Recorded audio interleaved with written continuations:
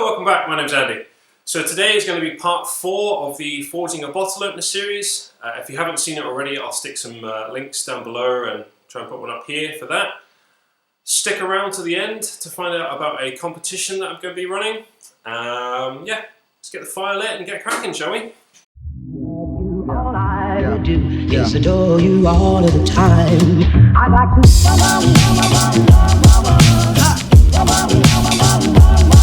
I'd like to.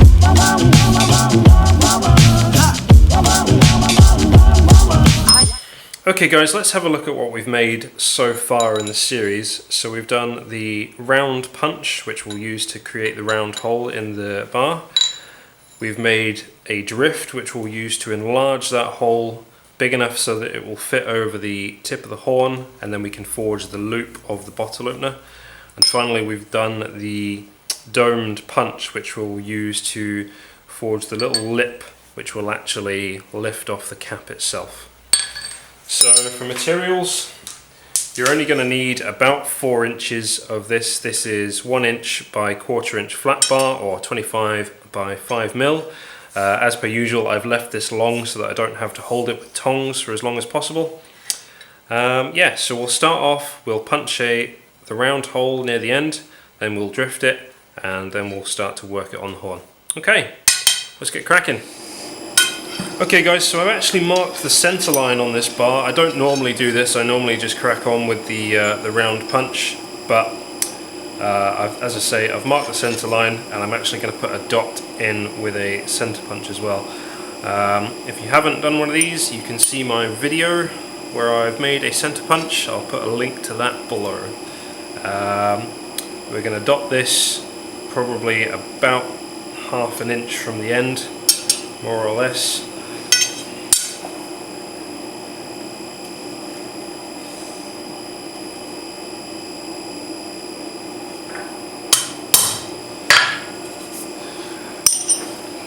Go. As I say, I don't normally do this, I normally just crack on. Don't feel you need to do this either. That's why this center punch was not in the series, but it's not a problem if you do. Okay, let's get it hot and crack on. Okay guys, as always, safety first, eyes and ears. Okay, so we're using the round punch. We're going to find our little dot, give it a tap. Make sure it is where we want it to be, which it is. Give it another tap. Drive it through to the anvil. That's it through. Alright, turn that over. Dress the back side, flip it back to the front. We're going to re-establish our shine mark. Flip it back over. Hopefully you can see the shine mark just here. Line up our punch and drive it through.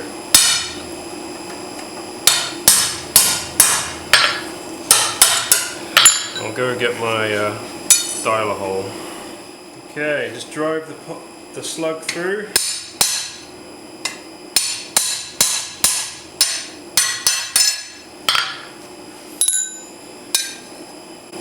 And there we go, a nice clean round hole. Now we'll get it hot again and start to drift it. I mentioned this dial hole plate in my in the video for the round punch itself. This is just a piece of 10 mil plate that I've drilled slightly bigger hole or sequentially bigger holes in. It's nothing special. If you don't have one of these, it's not a problem. You can punch the hole on the Pritchell hole or the Hardy hole. You may well get a bit of deformation. I would suggest maybe making one of these if you've got some spare plate hanging about. It doesn't have to be 10 mil, it's just thick enough to support the bar and get it up off the anvil enough so that you can drive the slug through without too many problems. 10 mil seems to be about right, doesn't really matter. Anyway, let's crack on. Okay guys, so we've moved over to our Pritchell hole. And this is the drift that we forged in the earlier video. So what we'll do, we'll get the piece hot, start to drive this through, and then we'll drive it all the way through. Now, I can't imagine that we will do this in one heat. If this takes you several heats, it's really not a problem at all. It's better to go slow and make sure that you don't go too cold and crack the piece than try and go too quickly, move too much too fast, and just end up putting a big crack in one side and ruining what you've done so far. So we'll get it hot, drive this through, and then we'll move over to the horn and start creating the loop. Every day I'd like to love you. So make sure that you quench your drift after every heat. It won't affect the steel because you're not getting the drift to a red heat, therefore it won't harden. Just make sure that you quench it off, otherwise it will get hot and you will burn yourself on it. Trust me, I've done it myself.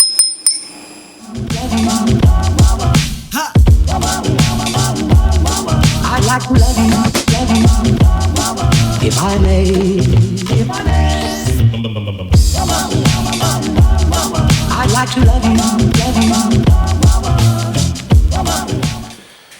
Okay guys, so we've passed the drift through from both sides. Got a nice round hole. This side here is actually a little bit fatter than this side, so it's not a problem. It will just work a little bit more on the fat side in the future.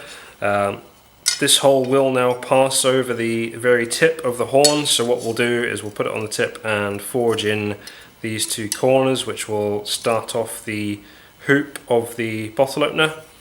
It's worth noting that last week I said that this was 1/2 inch drift. It's actually not, it's 14 mil, so that's my mistake. Now if your drift that you have made is too small to fit the hole over the horn of your anvil, all you need to do is make another slightly larger drift just to run that through, just so that it's large enough just to pass over the tip of the horn, and then you can crack on. This is the second of a pair of drifts, these two that I used to use. So I used to start off with this drift that through right the way to the top, and then I'd switch over to the larger one to enlarge the hole even more so it would fit over the horn of the anvil. So yeah, let's get cracking, shall we? Okay guys, we're going to come to the horn of the anvil. It will just slip over just a fraction of an inch like that. We'll start on the fat side, and you want to be hitting these corners into the anvil first.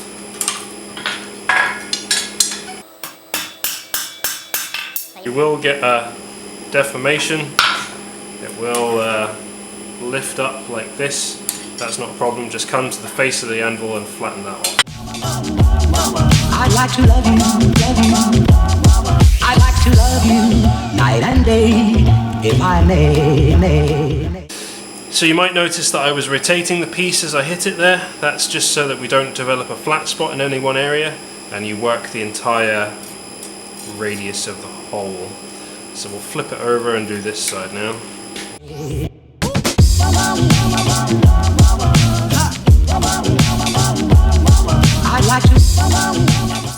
Okay guys, so we've started the hole. As you hit into the horn in this direction, you will find that the edges of the material will fatten quite significantly. So as you do that, as you work around the radius, come back to the flat of the anvil every now and then and just flatten things off.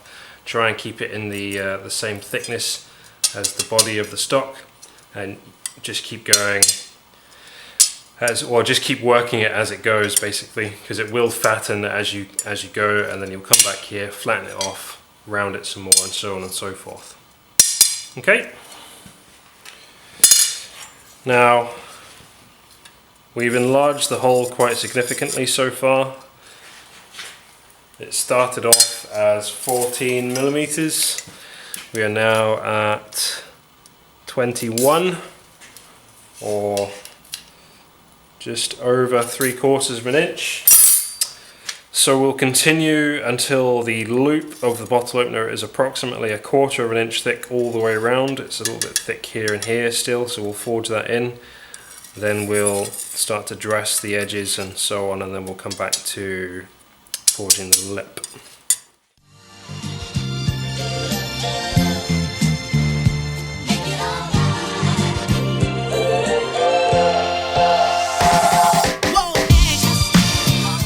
Okay guys, there we go. So we've forged the loop down to approximately 1/4 of an inch all the way around.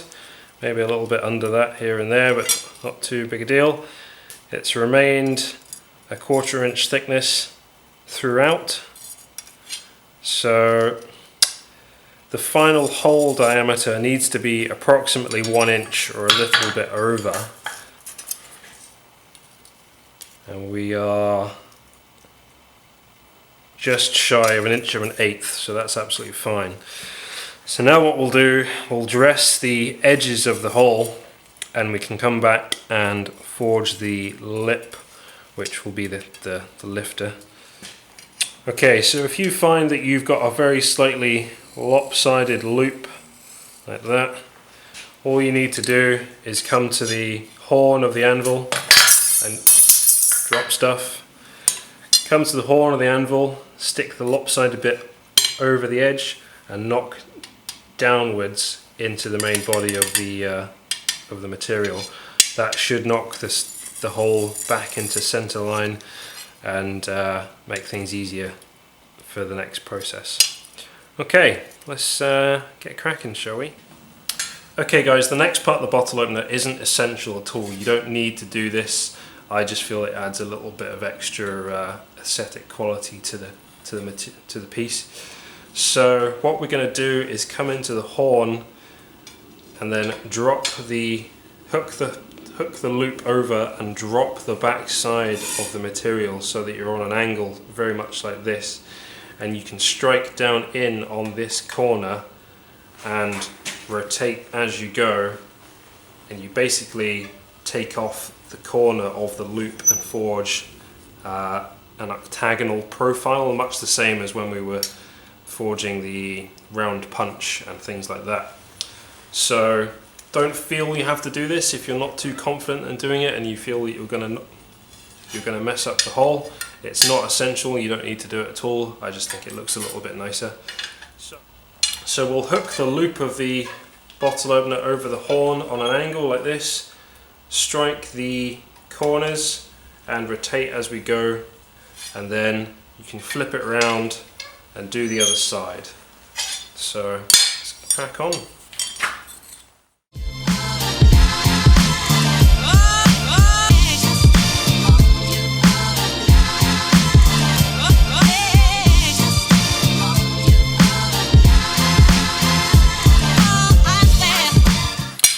Okay guys, so there we go. We've taken the corners off all around the edge of the loop on both sides. Now what we'll do, we'll come to the far side, sort out the slight kink that we've got for a start. See, it's looped off to this one side, so we'll sort that out, and we'll come to the far side, knock this back in so that it is more or less level here. Then we'll take our domed punch and create the lip just here, then we'll cut it off and call it done. Right then, let's get on with it. Okay, for this slight kink, we're just going to come to the far edge of the horn, tap it down slightly, just ever so gently, clean it up as required. There we go, that's much better. Now what we'll do, we'll forge the flat on the back of the loop. Okay, so what we're going to do now is we'll forge the flat on the back of the loop. There's two ways you can do this. You can come to the far edge of the anvil and strike in with your hammer, or you can lift the material up and strike the top of the material down into the face. 6 1/2 dozen, doesn't really matter which way you use. I'll start with one and finish with another.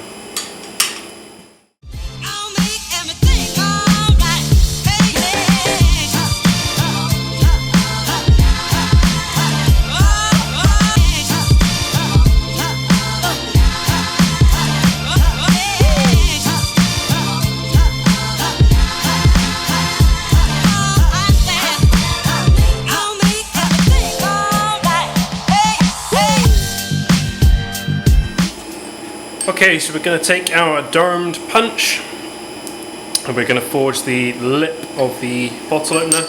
So one thing I will say is that the loop of the bottle opener is now very thin compared to the body of the material.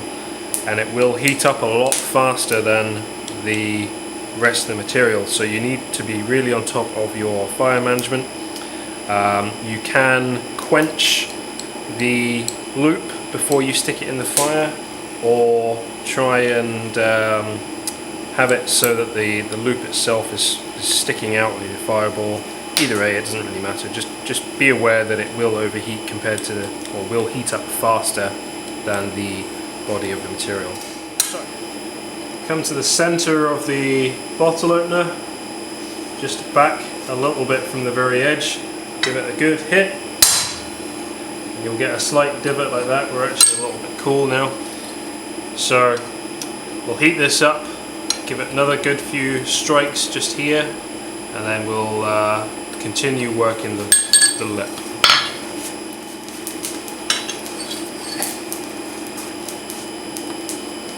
Find your mark, good hit, and keep going. Check after each strike.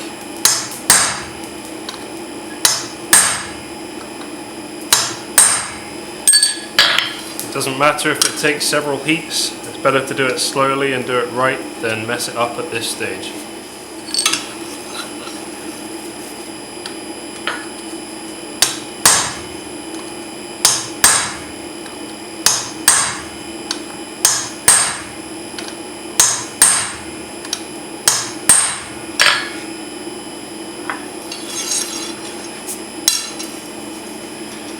What you'll have, if you were to look really closely, is the body of the material, then the start of the dome, and a slight lip at the very edge where your material ends, just here. Now what we want to do is come in, move the punch over so that it is in line with this lip, and then you'll forge that lip down even more, which will give you that extra length to catch the bottle cap. So we're going to move to the edge of the lip with this one and start drawing that material out.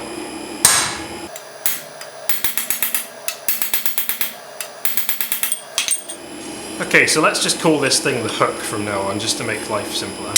So the hook has been drawn out, it's sticking away from the body of the bottle opener. It's approximately, I don't know, 1.5 mil thick, an eighth, no, 16th, I don't know, whatever that is. So now what we'll do, we'll come back, we'll cut this off the parent bar of about 3 or 4 inches, approximately there. We'll clean it up, and then that's the bottle opener done.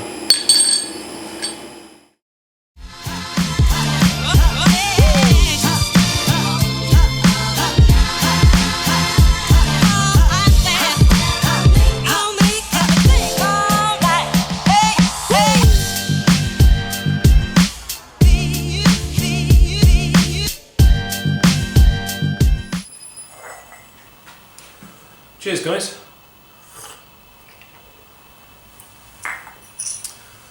Okay guys, there you go. That's how to forge a very simple bottle opener. Now I've focused on the business end today, and I'll leave the handle itself up to you. There's so many ways that you can finish it that it's entirely up to you. In future videos I'll do a dog's head bottle opener, and I'll do the horse head bottle opener as well. You can see pictures of those on my Instagram. Now, I said at the start that I'm going to do a competition, and what I'm going to do is give away all of the tools that you've seen me use in today's video. So the center punch, the drift, the round punch, the dome punch, and of course the bottle opener itself. Now whoever wins, I will stamp their name on the bottle opener, and I will post this lot anywhere in the world. The last guy that won my 500 subscriber giveaway competition was down in Australia. Hey Phil, I hope that's still working well for you. So, I'm not going to do the draw for this until I hit 1,000 subscribers. Now, what I want you to do is share this video to any mates you think might be interested, and I'll obviously encourage them to subscribe as well. So once I've hit the 1,000 subscriber mark, I'll do the draw for this giveaway, Now to enter, what I want you to do is leave a comment below, pick a number between 1 and 1,000, exactly the same as I did last time. I'll use a random number generator to pick the winner, and then I'll get in touch with whoever's won and send them their stuff. So, as I say, share this video to your mates, get them involved, get them to subscribe. Once I've hit 1,000 subscribers, I will do the giveaway. Okay guys, so I appreciate that 1,000 subscribers is still quite a long way off and it's quite an ambitious competition, so I'm going to keep it open until we hit that mark. It might be a couple of months down the line, but just be patient, and as I say, share it to your mates and then we will get there eventually. Another couple of things, only comments on this video on YouTube will count, so I will share the video to Facebook and things like that, but only comments on this YouTube video will count as an entry towards the competition. And finally, when you pick your number, please read through the comments first to make sure that your number hasn't already been picked, because that was an issue in the last competition I ran. A couple of people picked the same number on it was on different platforms as well. So there was a guy on Facebook who picked the same number as a guy on YouTube.